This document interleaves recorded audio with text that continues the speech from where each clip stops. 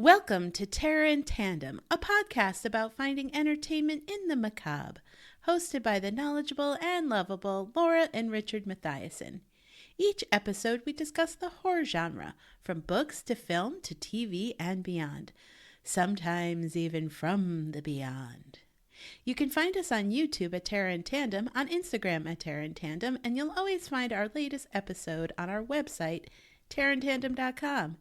And I got a notification that there was traffic on our website. Traffic? Yeah, we had to hire Crosstown traffic?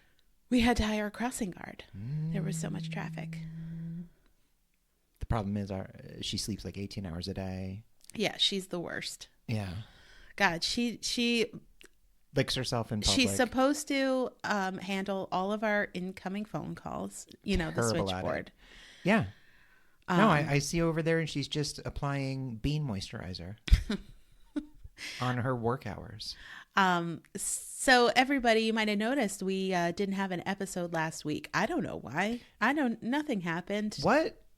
Listen, we needed a GD break, everyone. on a journey. We couldn't put out anything because we weren't feeling like putting out anything. When you wake up at the bottom, deepest circle of hell, it takes a minute to climb back out. Yeah, but we don't want to let anyone down, and we want to provide you still some horror content, fictional horror content. So for as it both were. of our listeners, Yeah. Thank you for listening, you two. And We we will got a new episode for you this week. you should be getting a food and vitamin drop later on. Beep, beep, beep. What are we talking about today, That's co-host? the food drop indicator. Uh-oh. Well, we'll get to it later. It's fine. I got to take my daughter to this concert. And... I need glasses. You do? So bad. Oh. Everything's blurry. Like, I can barely see. You're also really, really drunk. Like, Yeah. hitting it hard. I mean, Are you even enjoying it?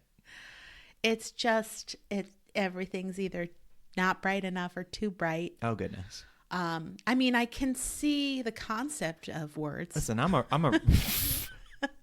I think that's better than most people these days. Yeah, I know what words look like for the most part. You ever see those jumbled up sentences and you have to try to figure out what you can read it? So does everything look to you like one of those hidden 3D pictures?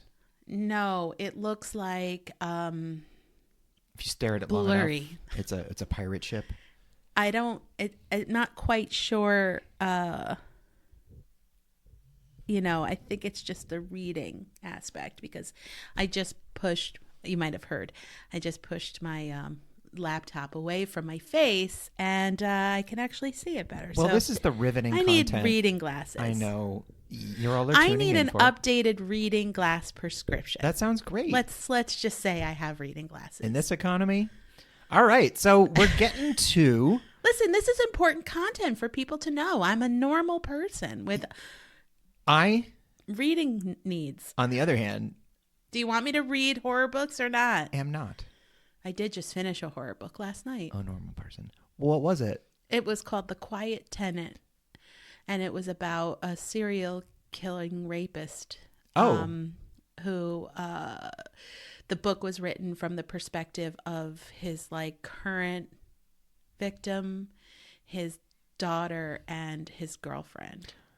Well, it's a little light reading before bed. Yeah. Neat. Keep quiet, you son of a bitch. So today, ladies and gents, we're going to take things Or- back. Theys and thems. Absolutely. Anyone willing to listen to Ladies this? and gents, theys and thems. Everyone in between and everyone around, all of my peoples, And betwixt and betweens. my animals and my aliens. And plants and plant-based people. So Thank you. I meant more like Oh, pod people, like made from plants. Soylent Green. Well, no, that's more like cannibalism. That's really interesting that it was called Soylent Green instead of blood soup. So you haven't seen the movie, huh? No. Yeah, Soylent Green was the name of the product they used. It was actually algae that they were farming from the sea, and the twist behind it was the algae population went extinct from over farming, so they started just putting people in it, but they just didn't tell anybody. Yeah, right. They should have called it blood Well, soup. the whole point was they kept calling it Soylent Green because people were, thought they were eating algae. If you call it blood soup. People. Yeah, and they made him into Soylent Green. Is that Charlton Heston? It is. He always is yelling about shit. Mostly about, movies. Don't take my guns. Damn dirty apes. Liberals. But he was always yelling in his movies. And he did it better than most. I am Spartacus. Was that him too? That was Kirk Douglas. Yeah. But speaking with things that are old and dead. Yeah, and forgotten about and bloody. We're going to be talking about period horror. Yeah, not that period. No, not Menzies horror.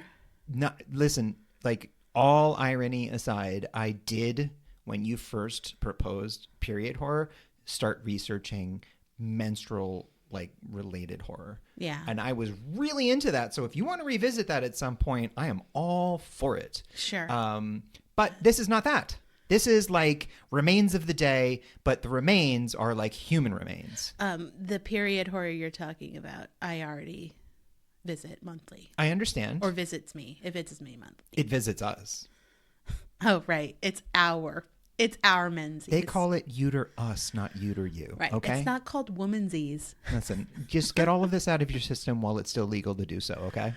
Yeah. So we're gonna do period horror. Yeah. So any horror that happens in a specific old-timey period of history, or even if it's a fictitious timeline. Basically, we're talking costumes and set design. That to me is the difference between. So first off, let's just define what we're talking about. So when we talk about period films, I think something very specific comes into most people's minds. You get that. I mean, in America or in Western culture, you probably picture Victorian England or Edwardian England or something in the medieval, Western times. In the wuxia tradition, you're thinking ancient Chinese history and kung fu and stuff like that. Or maybe over in Japan, you're thinking the Shogun era, or the Joseon era in Korea. Anyway, any time where there were really dope costumes is the key. And you'll find a lot of this period horror content hovering around 3 different theme buckets. Interesting. Theme buckets? Yeah, theme buckets. Oh, is that what those buckets were for? Oh, don't look in the third bucket. Ghost focused, which is the Others, The Woman in Black, Awakening. Nice. Those are some examples. Yeah. Vampires. Well, Interview with the Vampire, Shadow of the Vampire, Dracula, and then Witches, which is The Witch. I've got a couple of those. Witchfinder General. Ooh, love Hex. So there's those are the major buckets that I have found in my research that most period horror resides around. There are, of course, outliers, and I think we're going to talk about some of them. I'm definitely talking about a vampire one, but then I'm talking also about a religious-y one, and then a sort of ghost story one. So it's a little ghosty. Well, I think one thing in my mind that separates period horror from just something that took place in another time period that isn't now is, for one, it has to be long enough in the past that it's not being made for the purposes of mining nostalgia. So if it's not speaking to the current dominant demographic, most people signing up for streaming services and buying things aren't from the Edwardian era or, 14th century Bohemia. So it's not necessarily oh, we set Stranger Things in the 80s, so largely to, make 40 to 50-year-olds watch this show. Yeah, that's more nostalgia horror. Yeah, there's a big difference. Right now, anyway. Maybe someday it will be period horror. It will be, because I think enough time has to pass between the present and the point you're representing, so that there's no real living member that it at least in large enough groups that the reason you're setting it there is to sell more tickets. The other thing is what separates period horror from just horror set in another time is particular detail to the costumes and set design. Not necessarily authenticity, although that does play into a lot of these adaptations or a lot of these stories, but just detail so that the costume, the setting, and the set pieces take center stage in the production. Like, it's really part of it. And in one of my examples, that doesn't necessarily translate to lavish or extravagant.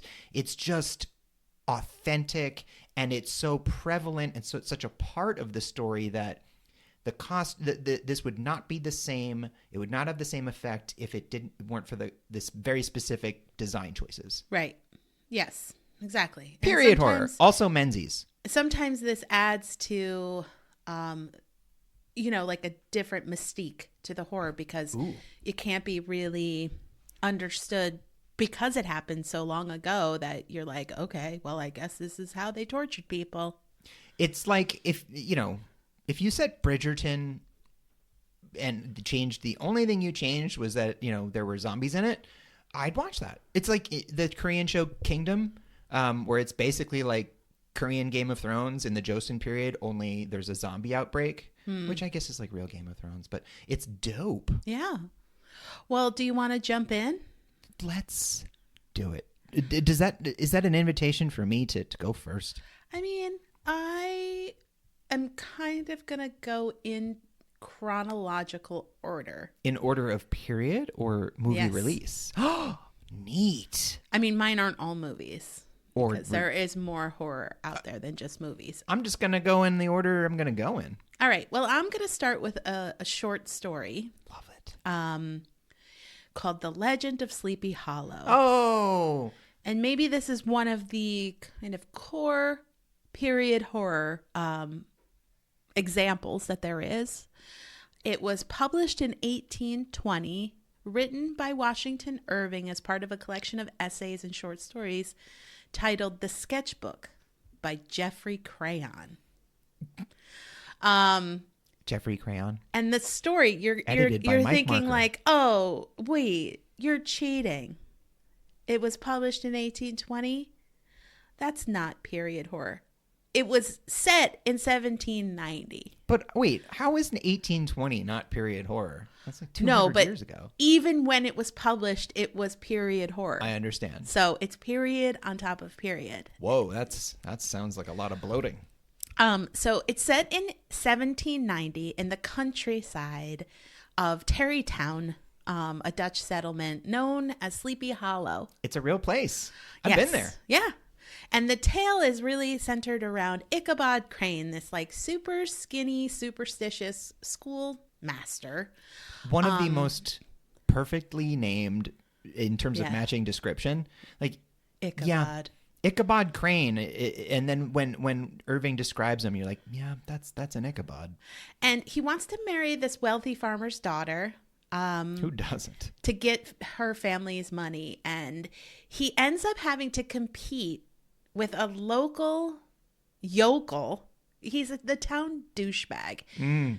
Another perfectly named person. His name is Abraham Brombones Van Brunt. And he's just called Brombones most of the... honest, I guess I haven't read this story since I was like a kid. You should. It's great. Brombones, Brunt. Abraham Brombones Van Brunt. Excellent.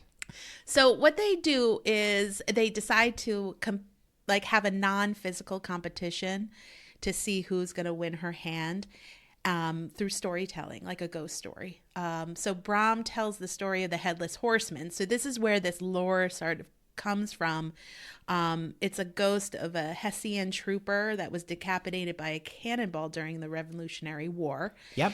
During the Revolutionary War, there were a lot of German Hessian mercenaries on the field. Yeah. So this horseman is supposed to be buried in the churchyard and rising from his grave every night in search for his missing head, but can't find it. And because he doesn't have his head, and because that he is like this ghostly spirit, he can't cross this wooden bridge into leave the town, so he's trapped there forever. So Ichabod ends up getting rejected ultimately, And as he's riding home... Listen, it's tough to compete with an authentic Bram Boner.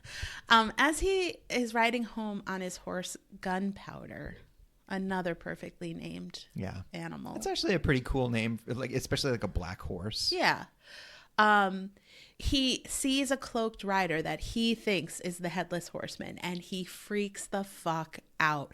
And he rides so fast and ends up getting knocked off his horse because this being throws a pumpkin at him and knocks him off his horse.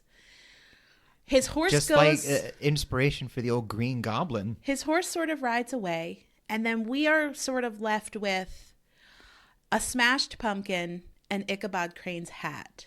And that's it. We don't see Ichabod Crane again. No. So there are a lot of things that you can read into it. Irving leaves this pretty open-ended. Is it Brom Bones scaring him away? Mm-hmm. Is Ichabod ultimately coming back as the Headless Horseman to torture this newly formed marriage? Like, does Ichabod die and come back as this ghost? Who knows? But that is really essentially this ghost story of a legend that Brom Bones wins the hand of this woman because he told so well and so like enraptured by this tale, and then ultimately drives his competition out of town. I mean, I've always believed it's Brom Bones on that. I mean, horse. He definitely had a real Brom bone to pick with Ichabod. Yeah. Well, That's it. I mean, that's the end of the short. It's a very short story. It is. And it's been wonderfully adapted. I love the Disney cartoon from back in the day. Yeah. And the Tim Burton version with Johnny Depp, Christina Ricci, and Christopher Walken was pretty great. I think there's really a pretty fun adaptation of this tale too in like a Scooby-Doo episode. Sure. But yeah, I would say in that one, I think it was the meddling kids that did it. Yeah. But they do. They uncloak. Oh no, the meddling kids uncloak it, but it was Brom Boner the whole time.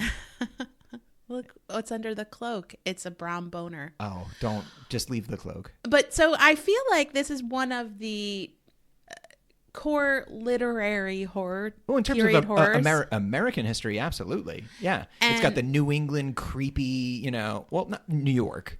But like out in the woods, it's got there was always the fear of like old Scratch in the woods and the devil, and the power of like storytelling and that old trope of gathering in an inn to tell scary stories to each other, and maybe some of them are true. And I think that this has always been like a Washington Irving companion with his other very famous Rip Van Winkle. Yeah. So it's just something fun and like very gothic horror. Yeah, and a very American story, like really setting the standard for the tall tale. And ghost stories, sitting around and trying to win the hand of the rich farmer's daughter by scaring the poop stuffings out of her. That's why I never got rich farmers' daughters to go for me, is I would always go with like a more lighthearted tale. Right. And they're like, we're really looking for a little bit more darkness, buddy. Sorry, you ended up with a poor farmer's daughter. No, I ended up with a poor miller's apprentice. Yeah. So mine are all movies because I really am into the costumes. I'm into the lavish set pieces. And if we're talking that, we got to go French. And I'm going to go... Sacré bleu. Indeed. Going to go with 2001's Le Pacte de Loup, The Brotherhood of the Wolf by Christophe Gans. Now, this movie rules. It's strangely like not talked about that much, although it did have a 4K re-release a couple years ago that premiered at Cannes. So it's not like it's unheard of. It got great reviews. It was a big box office hit in France, but I feel like not enough people talk about this incredible movie. So this is a werewolf movie. It takes place in Revolutionary France. So like 1765, I think. It stars Samuel Le Bihan, Mark Dacascos, who you might know as the host of American Iron Chef. It's also got Vincent Cassel and his now wife, Monica Bellucci. So pretty cool. revolutionary France. So, they go all out with the cool costumes and the big wigs and, like froofy makeup and stuff like that. And werewolves. So, like, cool werewolves. Now, the basic story behind this is Samuel Le Bihan is an aristocrat, and he travels with an Iroquois warrior played by Mark Dacascos. And that just means a lot of really well choreographed, super cool kung fu fights. They're not kung fu because it's like a martial arts mixed with like traditional Native American, warrior tactics and fighting styles. But Mark Dacascos is such a talented martial artist, and he really wails on these fuckers. It's great. There's some cool like slow-mo fights in the rain where he's wielding a stick and beating on people. Now, the authenticity of this movie is hit or miss. Some of the costumes are certainly designed, I would say, for aesthetic purposes. The highwaymen look that they have covering their faces is just very cool. I'm not so sure people really dress that way outside of video games. Christophe Gans is a director who's famously very influenced by video game aesthetics. He did the Silent Hill adaptation. He's got the upcoming new Silent Hill movie. He's a really great director, but this is more, it's like, you can recognize it as revolutionary French because that's such a distinct style. And they really do a beautiful job of that.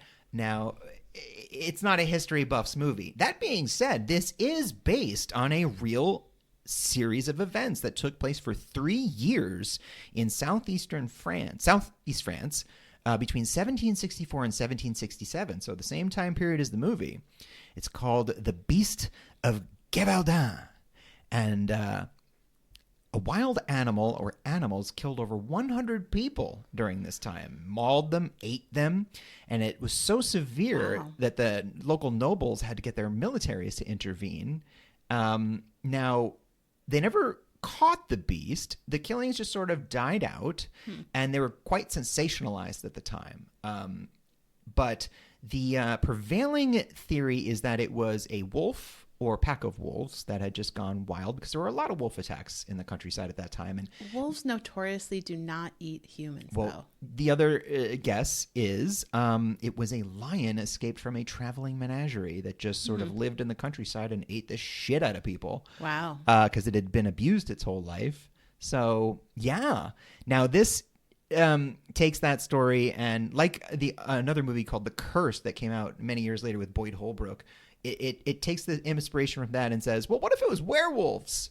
Right. And it's dope. Now, costumes were designed by Dominique Borg, who, like I said, she definitely chose, I think, aesthetic, style over, nitty-gritty authenticity, which is fine. If you're watching a movie about froofy French werewolves and, like, revolutionaries for, like, its authenticity, then, gotta go outside. This is a lot of fun, and it's definitely the action horror side of things. Always good to see Vincent Cassel chewing scenery too, and people. So Brotherhood of the Wolf, it's really worth a watch. The recent restoration of it makes it look better than ever. You have no excuses. What are you doing? Yeah, watch this movie. Howl at it. My next actually takes place 1 year after The Legend of Sleepy Hollow in 1791. Goodness. That's a lie. It really starts in like the 90s.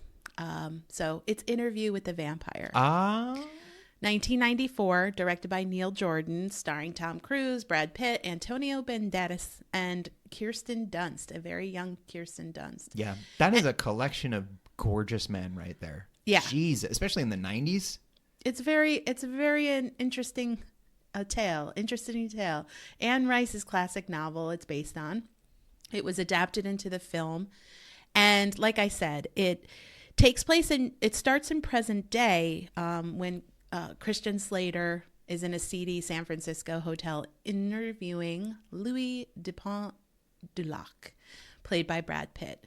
And he's basically telling him about his transformation in life as a vampire. So then we are transported to 1791, where he's drunkenly wandering around New Orleans after his wife dies. And he's just like, I have nothing to live for. And he meets the vampire Lestat de Lioncourt. And Louis is, turned into a vampire by Lestat, and he finds out that hanging out with Lestat's not great. He's a monster. He kills people He talks very brutally, incessantly about Scientology and dieting. Jumps out of planes. Louis has nothing to live for, really, but he tries really hard not to kill people. He eats on animals and rats, but then he's wandering around the streets of New Orleans when the plague breaks out, and he can't resist the hunger because there's really nothing left to feed on. So he encounters this young girl played by Kirsten Dunst, Claudia, and they turn her. I mean, actually, Louis kills her. Lestat turns her. As a companion. Incredibly cruel and malicious, it's so sadistic, weird, perverse act, and it is played very well. And you see how perverse it is when she's looking at like a grown woman naked, and she's like, I want to be her. Yeah. And never she will. Keeps her dead body in her bed for a long time rotting. Yeah. And she cuts all her hair off and it instantly grows back. I mean, it's pretty incredible the way that the debut of Kirsten Dunst plays this role. She's amazing. And just the sort of odd love relationship she has for Louis. It's like a kind of a father figure, but also sort of a aspirational lover. That's the thing. So Anne Rice is such a famously sensual and boundary breaking writer. And Neil Jordan, my God, the absolute perfect choice, a very sensual, boundary breaking director who is very bold, because the trap of a movie like this, and I think the reason why so many vampire films are so stagnant, is we view them through the lens of human morality. And these are stories about inhuman monsters. Yeah. Their relationships don't look like ours. And poo-pooing all of it and going, well, that's illegal. Well, they exist in a moral system that is beyond ours. Concepts like good and bad have their meaning altered when your lifespan is measured in centuries. Yeah, Claudia is very much still a little girl's body, but she has bloodlust that is ancient. I think what makes this movie and the book so interesting and so timeless is it explores sides of immortality that are... It's almost like if Ingmar Bergman was exploring. It's just like an exploration of humanity featuring inhumane characters. Yeah, and Claudia and Louis, especially Claudia, makes a decision that she's not going to deal with Lestat anymore. They rid themselves of him, and they try to travel around the world, honestly, to find vampires, Lycan.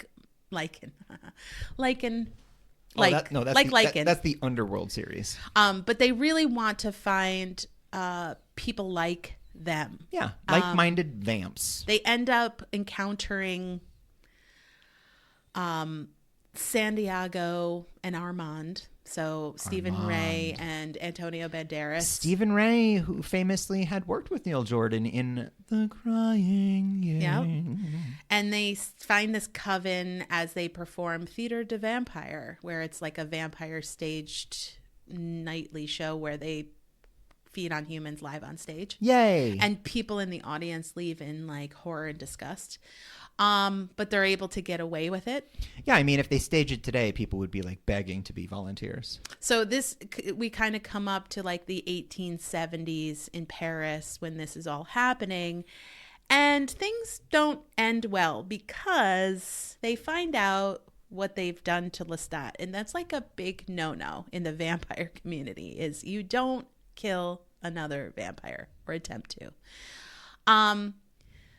But, we circle back to the interview with Christian Slater, and he wants to be turned, and Louis refuses, and Christian Slater bolts. And then somebody pops up in that car across the Golden Gate Bridge. So we sort of have multiple time periods in this film. So it's a kind of a lot of different periods that are, I think, pretty well executed in this film, with the origination of Lestat coming on scene and turning Louis in 1791. In France. It's very much plantation, slavery. Oh, no, that's in America? In Yeah, it's New 1791? Orleans. Right, Yeah. right. And we see that by, there's like a slavery uprising because Lestat is killing most of the slaves in New Orleans, most of the black men and women of New Orleans. And so there's kind of a slave uprising. We see like them lighting things on fire. Yeah. And Louis, in his beautiful, huge plantation that he owns, has he has a woman that he owns, a slave he owns, and he ends up killing her, carrying her out, and like lighting all of his glorious curtains and all of this beautiful plantation, like fanciful property on fire because he doesn't care. So like These do a are really not good job. nice people. No, they do a really good job getting you in this beautiful grand moment of his where how he lives up against how slaves live, which they're tattered clothes and they live out in fields and in sheds. It's not very it's like a really good disconnect. Which I think plays into the disconnect between the human and vampire. And then they go into their lives as vampires and spend lots of money and go to elaborate, beautiful hotels that really are like dripping with cloth. It's like sensation chasing. And clothes and all of the, what is that? Like Louis the 14th type of French silk wares. Yeah. So the costuming is taking you through the timeline really accurately and really well. I think that's probably one of the most accurate pieces is the costuming. When we get to contemporary with the interview, like I said, we're in a seedy motel. Christian Slater's just like this regular old journalist. And Brad Pitt is in contemporary, so he's wearing just kind of a tan suit. Yeah. He's just wearing a regular suit. Still looks good. He still looks good. And when they get to France, of course, it's all like very velvety cloaking, very heavy, very luxe. Vampires love costumes. They really do. They're all theater kids. I would say, especially this film, watching this for the costumes, and I think probably it was nominated for costuming awards, probably makeup awards. I read that in order to do the makeup for Brad Pitt and Tom Cruise, they had to have them suspended for like half an hour upside down, which brings out the natural veins in your face. And then the makeup artist would then put them upright and makeup over those veins that were then bulging. Yikes. So that they were accurate reflections of the veins in the face. I mean, I just hang upside down like to take a quick nap. Yeah, something like 3 to 4 hours of makeup, which Brad Pitt hated. He said that he hated filming this film for a number of reasons. Brad Pitt and Tom Cruise do not get along. No? They butted heads. Tom Cruise said that Brad Pitt smelled bad, never wore deodorant. That was like really immature. Seems accurate. And I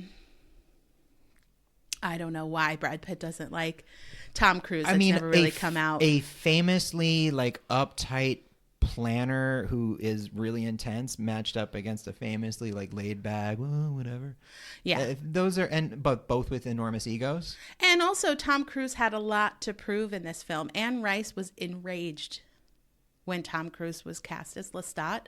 She recused herself from participating in the production of the film. I very much remember that. And now there's the whole Anne Rice-averse going on at AMC that she was heavily a part of before she passed. Well, when she saw the cut of the film, she was so impressed by Tom Cruise's portrayal of Lestat that she wrote him a letter of apology. Yeah.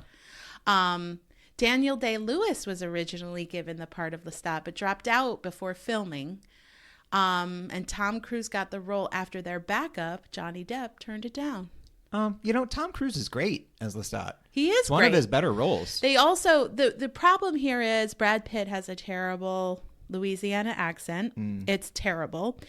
Tom Cruise doesn't really even bother because he's not from Louisiana. He's from like this ancient time where he just speaks like Yeah, he's much, much older. darkness. Yeah.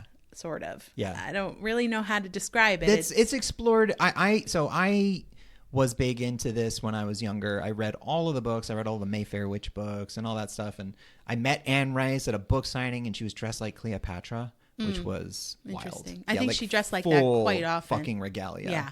She was clinking everywhere. It was amazing. If you're going to meet Anne Rice, you want it to be as weird as possible, and mission accomplished. But she signed my copy of Servant of the Bones. Nice. I still have it. A couple of other facts. It's the highest grossing R-rated vampire film of all time. Neat. And Tom Cruise and Brad Pitt won a Razzie Award for the worst on-screen couple. I mean, honestly, fuck the Razzies. It's so mean-spirited. It's very mean. But this is one area I really want to touch on. River Phoenix was originally supposed to be the Daniel Malloy character, the Christian Slater character, but he died 2 weeks before they started filming. So when Christian Slater took the part, he donated his full salary to one of River Phoenix's favorite charities. Yeah, I'm pretty sure they were friends. And the film is dedicated to River Phoenix. Yeah. Oh, it still affects you all these years later. Yeah, he was a very talented young man. Also, like, our age, I mean, it just was like a very impactful, tragic death. You know how it is when that happened. No that was sense. I think for people our age, that was the first one. There have been Heath many Ledger since. is the same thing. There have been many, Kurt Cobain. There have been many since that have hurt, that haven't made sense. But River Phoenix was like, he was right on the cusp of superstardom, and he was so talented and so full of life, an too. incredible future, and he died so tragically and so quickly and like out of nowhere. And I was really young, and it was my first encounter with that kind of celebrity death, and also like that understanding that their characters are not who they are, that they're different people, that they're just people. Yeah. I was like probably the same age as him when he died. Yeah. Oh, yeah. Because he was he at died, the Viper Room. Yeah, Johnny I Depp's was club. about 20 when he died. I was a and I bit think he was younger. about 19 or 20. Yeah. So anyway, I was such a big fan of Little Nikita with Sidney Poitier. I love that movie. and River Phoenix. yeah, of course. This has been a bit of a tangent, going down a bit of a river here. Oh, well, the Phoenix does rise. My turn. Why don't we take a quick break? Let's do it.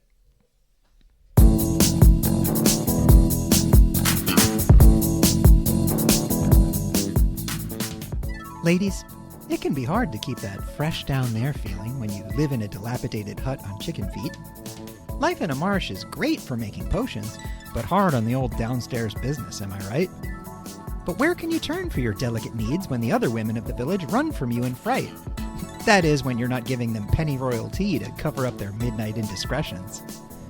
Well, why not turn to Swamp Witch Feminine Care, designed by and for the immortal nethers of bog beasts just like you. Just because you live in a fetid swamp doesn't mean your privates have to be swampy too.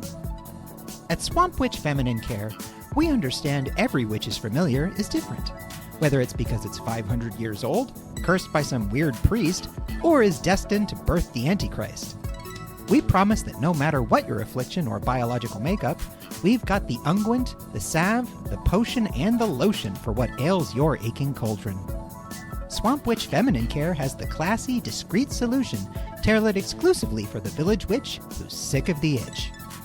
Para brujas o prima número dos. This is a fake ad for a fake product on a horror-themed podcast. But while we have your attention, the pink tax for witches is real and unfair. I'm just finishing my bowl of quinoa over here, and perfect. Oh boy, that's bad. Most of what I say is. My next one is... I love this movie so much. It's critically acclaimed. It has a real following, but there are always naysayers, and I have no time for that. If you do not love the mad extravagance of this over the top in the best way possible movie, you do not enjoy being happy. And of course, I'm talking about Francis Ford Coppola, yes, the director of Megalopolis. Francis Ford Coppola's 1992 Bram Stoker's Dracula. It's a great one. Oh, God, this movie. So, on the one hand, it certainly takes its liberties. I would say it takes its liberties mostly in some very strange costume designs. His Dracula's octagonal rose-tinted sunglasses were interesting. It's not historically accurate, but why would it be? It's a fucking Dracula novel. Dracula wasn't historically accurate. Where the hell is Carfax Abbey? Point that out to me on a map. So this movie, on the other hand, and they do take a bit of a liberty in I think they overblow the romantic element between Mina Harker and Dracula quite a bit. But aside from that, it's a much more faithful adaptation of the novel than, say, the Todd Browning Universal Pictures or the Hammer films from the 50s. The cast is great. We've got, speaking of River Phoenix, Gary Oldman, Billy Campbell. We have his bestie.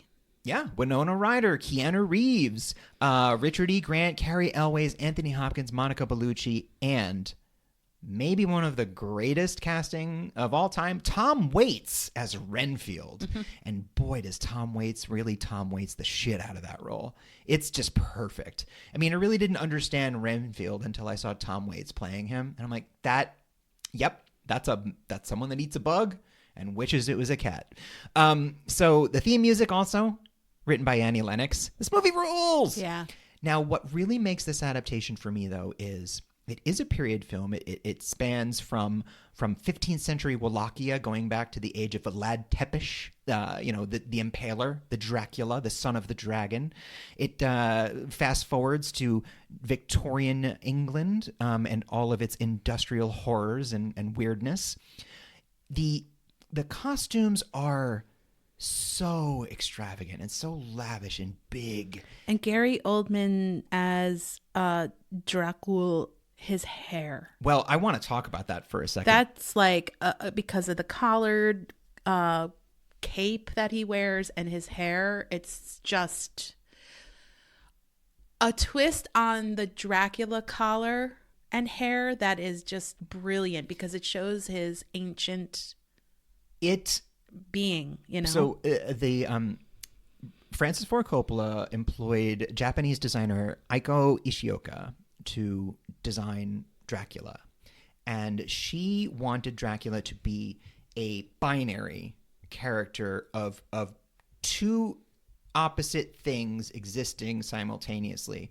So she designed Dracula to be both male and female, to be both ugly and beautiful, to be both light and dark. So you have moments where Dracula is very effeminate in his movements, and he's androgynous, but he's also hideous to look at. He's old and papery and disgusting. And then you have young Dracula where he is like prince level versions of horny. He is just so sensual. I mean, he says things like, "I have crossed oceans of time." I mean, my God, it's insane. And also, Gary Oldman at the height of his powers, just sexing up Winona Ryder with nothing but a look in his eye. But that was a very particular design meant to be evocative. I mean, Francis Ford Coppola is a pretty abrasive person at times, and his attitude towards the historical naysayers has basically been like, go fuck yourselves. And I'm fine with that. Now, this movie also has a very distinct visual style to it that was accomplished quite purposefully. So Francis Ford Coppola decided he would have zero computer effects, no computer effects, no special effects. Everything would be optical, and everything would be using techniques of old filmmakers. So his original effects team said, we can't do that. And he said, you're fired. And he hired his son, Roman, to do all the effects. And Roman is himself a pretty celebrated filmmaker, has his own career. Did an incredible job, but that's why the movie has these times of sort of ethereal, uncanny valley nature where you're watching it and the frame rate seems a bit off, or there's a weird optical iris transition. And that's because they're shooting using practical techniques from like the 1920s. It's really something. Yeah. And that with the budget, the costumes, and Francis Ford Coppola's mix of virtuoso command of the scene and also his absolute bonkers, like anarchist, crazy gonzo style, it just all comes together to create this wild film that is, it's just its own thing. But special shout out to, Richard E. Grant's insane asylum, where the worst prisoners wear like iron cages on their heads. It's that kind of movie. Like, it's super duper stylized, but it's kind of a mix. It looks like it's a cinematic stage play, like a Grand Guignol classic stage play. And there's a lot of hammy acting, especially Anthony Hopkins, but it's campy to the right level. Well, it's the story by nature is campy. Yes. And it's a lot of scenery chewing. But there's just the right amount of violence. There's plenty of sex. I mean, it's a horny and not movie. even sex. It's more like sexual. Yes. Erotic. But not evocative. Yeah. And not necessarily in like a way that you want. You're like, it's in an enrapturing sort of way where you don't have like a succubus is going to suck your life out. Yeah. I mean, you would love Monica Bellucci to visit you in any sort of fever dream. One of Dracula's brides. In this early role of hers. So I realize now I have 2 movies with Monica Bellucci in them, and that is a happy accident for me. Is that what you call it? Good God. Have some respect. She's a fucking treasure. So anyway, that is Bram Stoker's Dracula, and I'm telling you, this movie is it is a full course meal with a like rich dessert. It is so filling and so lush. I mean, you feel a little drunk at the end of it, which is like the way they treat Dracula drinking blood in this movie is that it's like intoxicating for him. And everything about this movie is intoxicating. Yeah. It mesmerizes you. Just let go and be drawn in. It is such a wonderful, full experience. And it's a great movie, honestly. A lot of hay has been made of Keanu Reeves's performance as Jonathan Harker. Who gives a shit? Jonathan Harker, anyone who's read the book, is the least interesting character in the book. And his naivete plays really well into that character. Exactly. Like, what are you expecting about the least enticing character from the story? Lucy, Mina, Renfield, and Dracula, and Van Helsing are all right there. Yeah. I don't care about the fucking lawyer, But Keanu Reeves does fine. He's fine. And Winona Ryder can do no wrong, even when she's stealing things. So my last is takes place in the 1900s, 1905-ish. That's a long time ago. Apostle from 2018. Yeah. Can I just say quick? Yes. I'm real proud of you. Oh, thanks. That's a gnarly movie. It is a gnarly, disgusting movie. Yeah. Directed by Gareth Evans, which interestingly is very different than his Raid movies, by the way. This is very different. He's known for his action choreography mostly, and his The Raid and Marintow and Gangs of London. And this is starring Dan Stevens, who is amazing. Also, Michael Sheen and Lucy Boynton. So you're going to see mostly UK actors because really this cast. does take place meant to take place in Wales. Or like an island off of Wales. Yes, exactly. It follows Thomas Richardson, played by Dan Stevens, who travels to this Welsh island inhabited by this mysterious cult. Yes. A Welsh island, for those of you who think Wales is just too crowded. Yeah. And he's there to rescue his sister, who's been kidnapped and held for ransom by their cult leader, played by Michael Sheen. And basically what happens is a little bit of a combo of The Wicker Man. It's got definitely Wicker Man influences and vibes to it. Heavily, for sure. And Dan Stevens is trying to find his sister. So he tries to infiltrate, but he's also trying to figure things out, but it's almost like he's a little transfixed by this group of, people living on this island in a very interesting way. He's a man of former strong faith who had it broken in an act of horrific tragedy and violence. And yes. Now he's like confronting a cult that took his sister. Right. So he's not outright like for blood immediately. He actually shows his worth by saving the cult leader from some other person trying to kill him.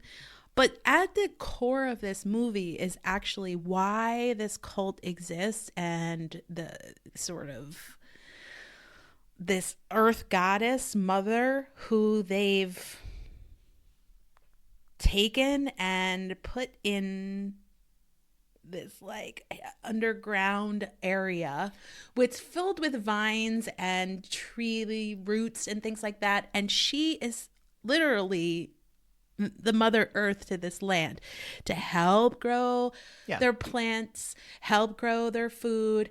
And she has to be, well, she doesn't have to be, but they feed her blood. Well, it's essentially it's alive. It's what industrialized farming does to the land. Yes. Where you grab hold of nature and you demand it give you what you desire. And the thing is that's not how nature works. No. And it's sort of like these sacrifices and these, blood homages are made to her, but she's starting to die and not really interested in giving back to the land anymore. So their crops are starting to die. She's feeling like a lot of ladies these days. And them as a cult are struggling, as many cults do, because they're really built on something that isn't authentic. Well, when you build a society based on lofty promises and you can't deliver on them anymore, that's a problem. So when you think about this, like 1905, coast of Wales, people arriving in like tweed and wool, they get to this place, they shed these regular clothes and they're in more farming clothes. Like mud everywhere.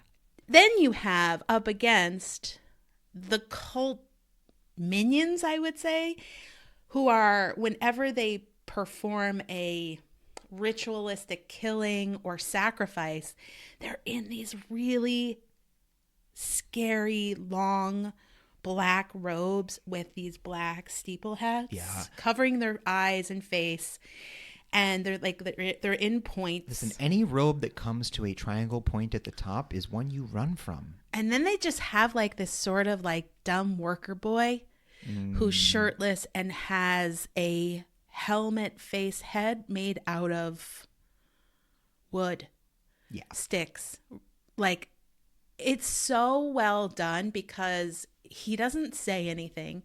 He's not particularly imposing or brutish, but he's just there to kill, slash. Yeah, there's the conflict it's like between almost like a slasher. It's like the conflict between human morality and then imposing that on the natural world, which you can't. The natural world doesn't have a concept of morality.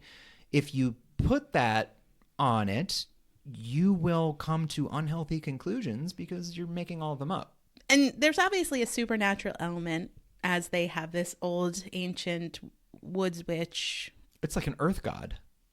Enraptured in these like vines and roots of the land. But also beyond that, they have these medieval, I don't even know how far back they go, torture devices. Trepanning, especially. And it's and they have like sickles and all kinds of, ancient tools that you would think is way older than 1905. Yeah, no, there's a definite return to like, Civil War era England of like the 17th century of just puritanical. Yeah. And they live in sort of thatched roof, again, concreted, dirt built and mud. Yeah, everywhere.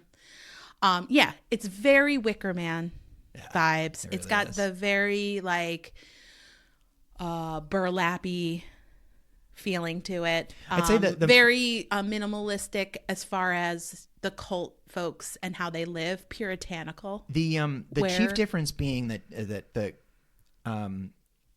the officer from that arrives on the island in The Wicker Man is the Puritan himself, trying to impose his repressive views on everybody, and his inability to change is what gets him burnt up and sacrificed. Whereas Dan Stevens approaches the island a deeply broken person who he's broken. He's searching for his sister, and then what ultimately happens, and I'm not going to spoil it because it only came out a few years ago, is that the island changes him in a way that you can't really understand. Well, here's the thing about mankind's relationship to nature is nature will persist.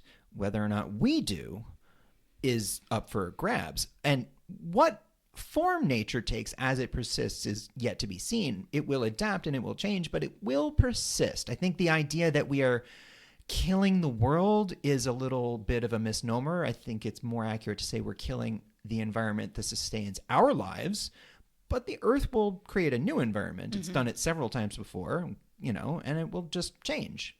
So it's got folk horror, it's got medieval torture, it's got cult, it's got sacrifice. And it's got dope, grimy Welsh costumes from the early 20th century when, like, right before World War I, and everything was gross. Yeah. Except if you had money, and then you come in like three-piece tweed. That's pretty much always been the case. Except if you have money, it just applies to any time in history.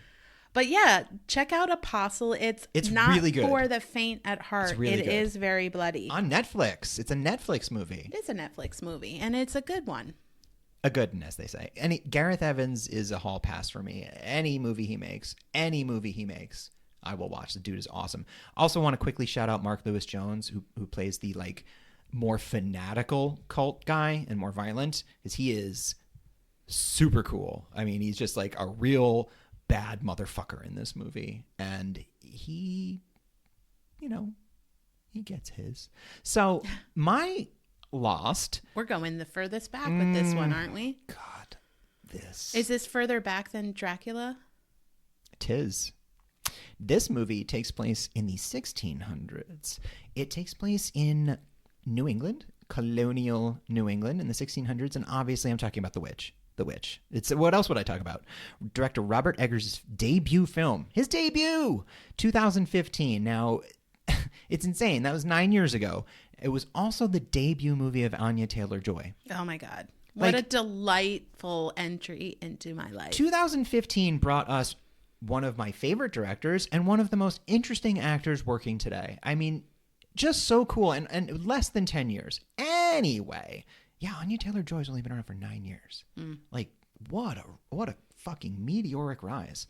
And well-deserved. She's the best. Anyway, The Witch.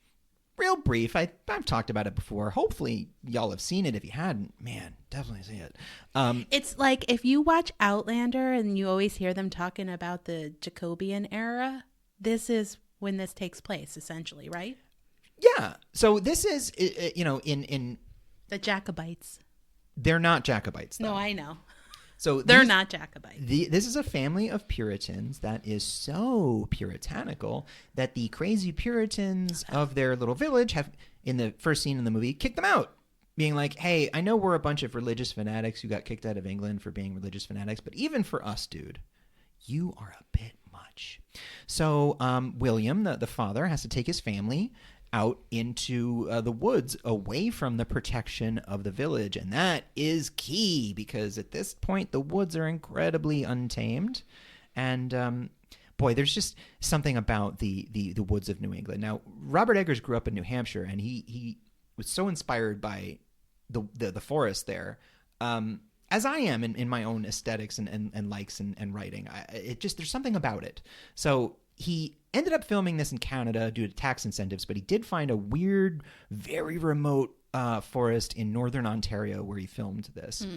So anyway, the family is isolated now in their little hovel in the forest, and there's a witch in the woods, and she does terrible things to them. Terrible, terrible things. And more terrible things happen. And one by one by one. But they don't know it. No. They don't know that's what's happening. No, they blame mostly Thomason, played by Anya Taylor-Joy, gets most of the blame. And we don't necessarily know it. She gets blamed for things that the father did and didn't tell the wife, like selling the silver cup and all that. Speaking of the wife, it's Lysa Arryn, and she is... Kate Dickie, yes. She is a fucking nightmare creep in this film, just like she was a nightmare creep in Game of Thrones. She does that so well. Kate Dickie's an incredible actor. Ralph Ineson plays the father. Kate Dickie plays Catherine, the mother, and she is incredible. Now, the witch basically visits unspeakable tragedy on this family, and everything goes towards a quite bombastic end, leading to lone survivor Anya Taylor-Joy to sell her soul to the devil and become a witch, to live deliciously and enjoy the taste. Yeah, I don't think she's sad about it. No, she's not. She's very celebratory. She's absolutely very cool with it. Which is one of the best scenes of the movie is the last 10 minutes of the movie. She actually cuts off the Black Phillip when it manifests. She cuts him off, basically saying, like, "What do you want?" He says, she says, "What was that will of me?" She's like, yeah, get to the point. What do I got to do? Because he's like, "Do you want this? Do you want that? Do you want this?" And she's like, "You don't need to sell me, bro.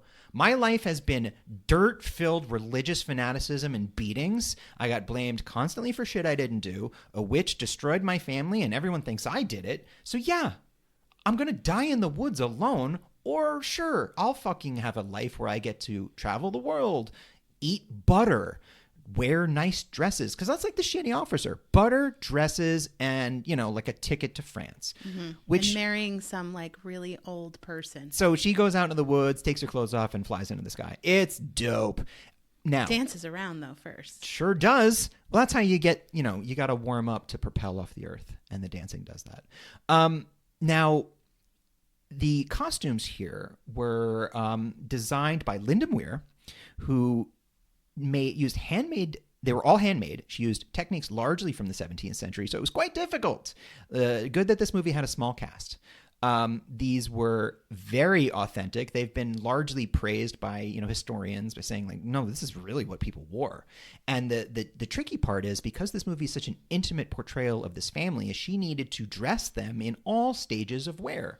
She had to come up with their small clothes, with their work clothes, with their winter gear, that like everything.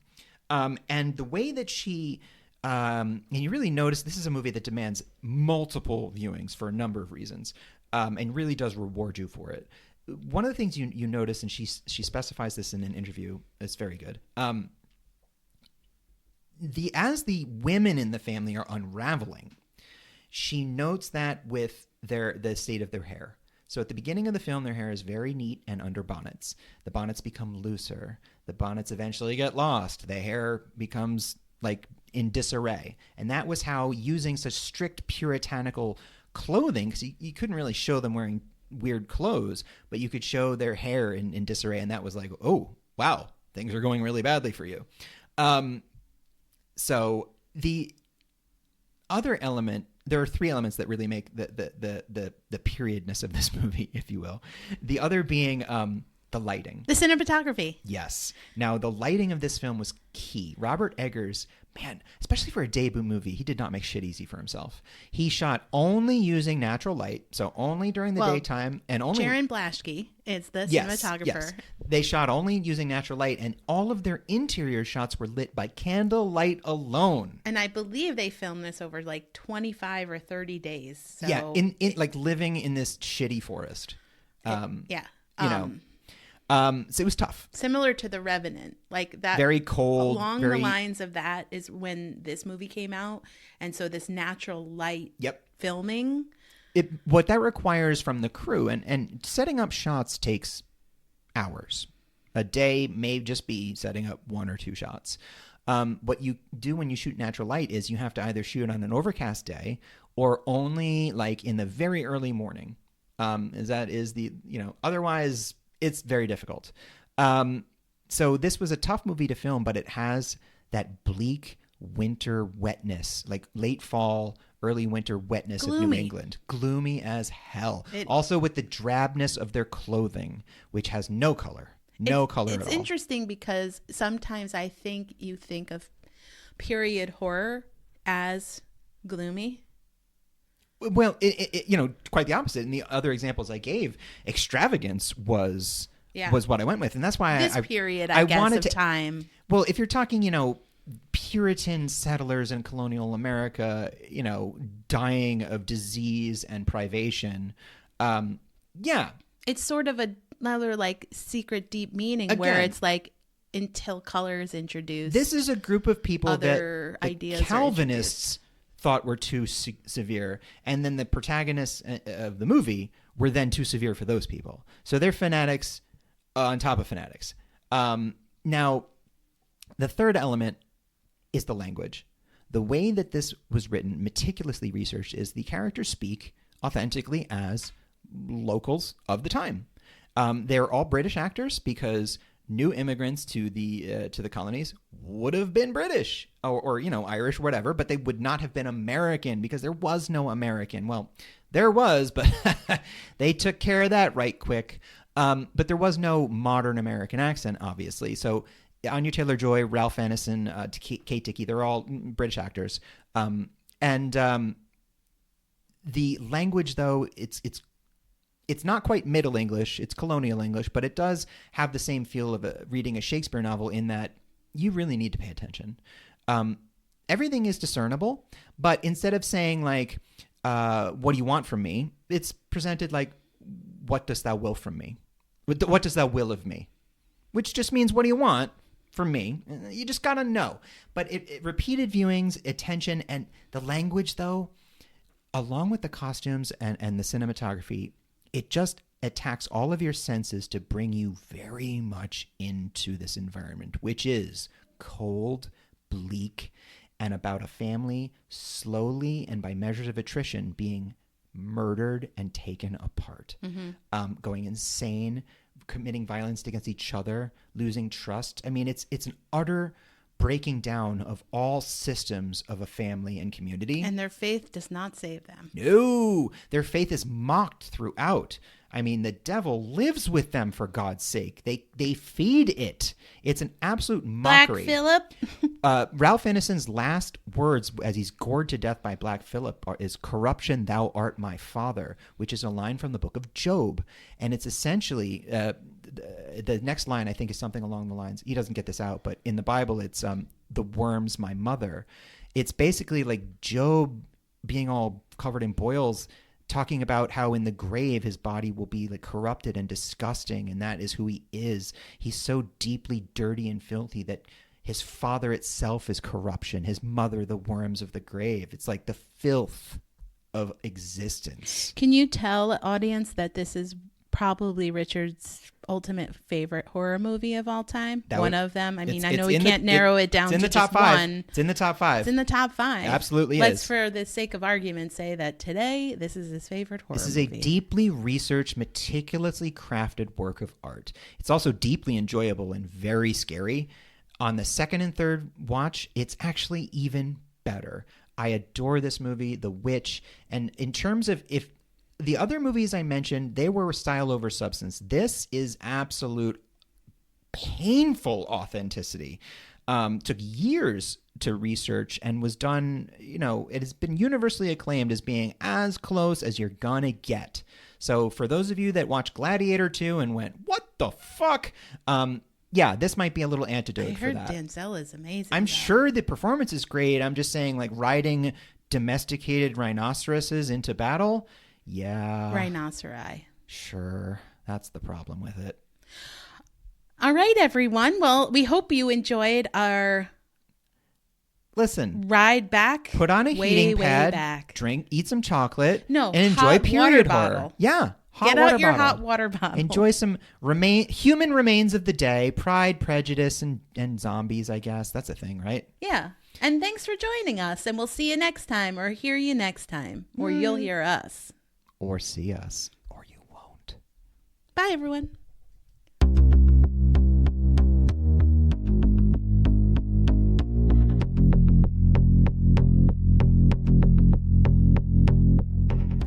Terror and Tandem is written, produced, and recorded by Laura and Richard Mathiasen, and edited and mixed by Richard Mathiasen. Our theme was written and performed by Carrie Denver, and all other music was written and performed by David Hispanic. All opinions expressed on this podcast are our own and should be taken as such. Thanks for listening, and please remember to give us a like, a review, and subscribe wherever you get your podcasts. See you next time. We're standing right behind